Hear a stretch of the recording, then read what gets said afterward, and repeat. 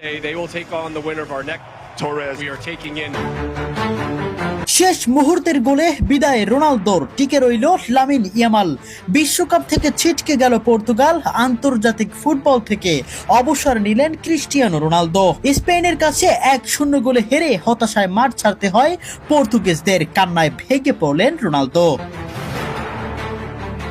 বিশ্বকাপ থেকে বিদায় নিল ক্রিস্টিয়ানো রোনালদোর পর্তুগাল। ইবেরিয়ান ডার্বিতে শেষ হাসি হাসলো ওই স্পেনই। রাউন্ড অফ 16-এর হাড্ডাহাড্ডি লড়াইয়ে 1-0 গোলের জয় তুলে নিয়ে কোয়ার্টার ফাইনালে জায়গা করে নিয়েছে স্পেন, আর স্বপ্ন ভঙ্গ হয়েছে পর্তুগিজদের।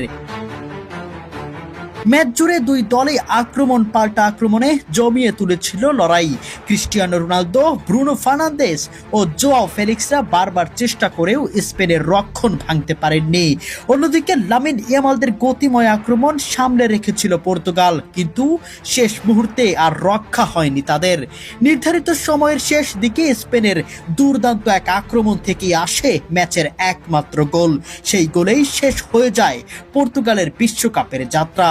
শেষ বাঁশি বাজতেই উল্লাসে ফেটে পড়েন স্পেন শিবিরে, আর হতাশায় ভেঙে পড়ে পর্তুগিজ খেলোয়াড় ও সমর্থকদের মাঝে। এই হারের মাধ্যমে 2026 বিশ্বকাপ থেকে বিদায় নিল ক্রিস্টিয়ানো রোনালদোর পর্তুগাল। অন্যদিকে স্পেন এখন কোয়ার্টার ফাইনালের টিকিট নিশ্চিত করে শিরোপার দৌড়ে আরও এক ধাপ এগিয়ে গেল। শুধু পর্তুগালের বিদায় নয়, এ যেন এক মহাতারকার বিদায় দিল ফুটবল বিশ্ব। বিশ্বকাপের শেষ ম্যাচ, শেষ আসর এবং শেষ মুহূর্তের সাক্ষী হলেন ক্রিস্টিয়ানো রোনালদো।